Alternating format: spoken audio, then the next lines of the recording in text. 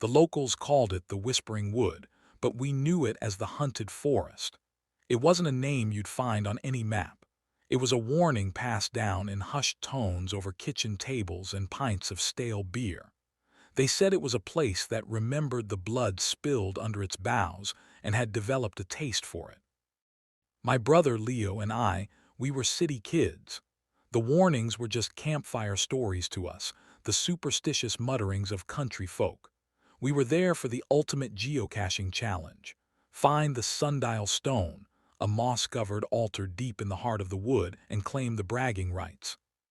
The air changed the moment we crossed the tree line. The bird song from the surrounding fields died, replaced by a thick, watchful silence. The path, which had started as a clear dirt track, began to twist and turn in ways that defied the map on our phones. The GPS flickered, then died completely. "Probably just a dead zone," Leo said, his voice too loud in the stillness. He slapped his phone.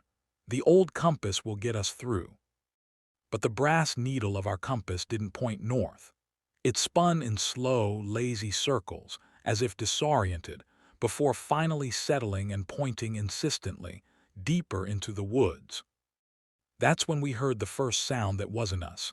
It was a dry rustle like leaves skittering across the forest floor, but there was no wind. We turned, scanning the dense thicket of gnarled oaks and claw-like pines. Nothing. We pressed on, the unnatural silence pressing in on our eardrums. The rustle came again, closer this time from our left, then an answering rustle from the right. They were keeping pace with us. "Animals," Leo muttered, but his knuckles were white where he gripped his backpack strap. The trees began to look strange. Their trunks were scarred with deep grooves that looked less like natural bark and more like old, healed-over claw marks. We passed one ancient oak and I stumbled back with a gasp. For a moment in the contorted pattern of its bark I saw a face, a twisted mask of agony, its mouth open in a silent scream. I blinked, and it was just a tree again. But the feeling of being watched intensified, a physical weight on the back of my neck. The rustling was no longer just to our sides.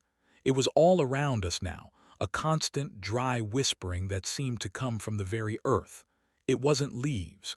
It was a sound like many small, hard things moving together, scuttling.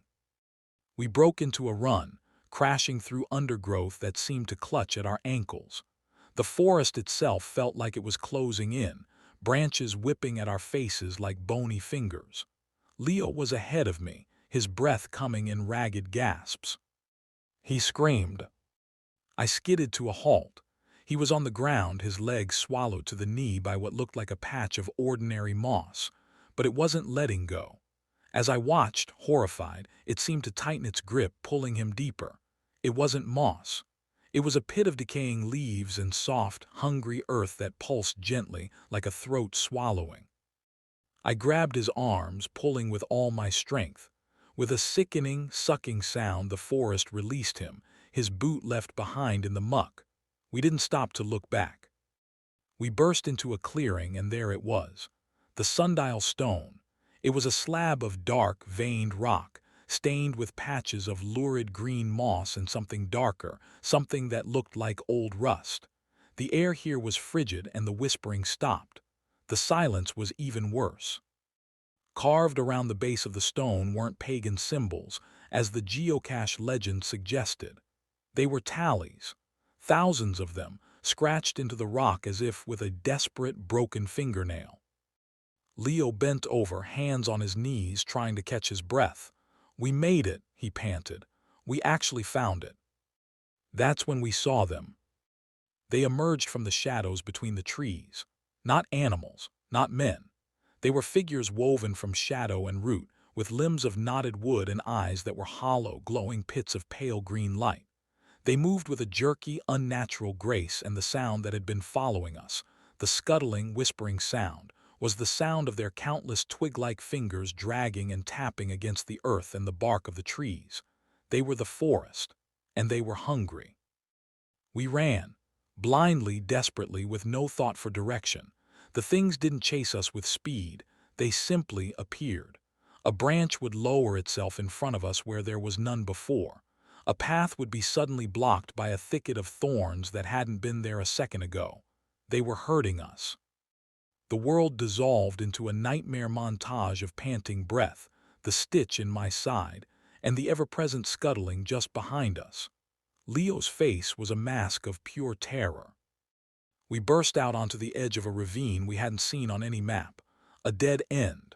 The creek at the bottom was choked with bones, picked clean and white. We turned.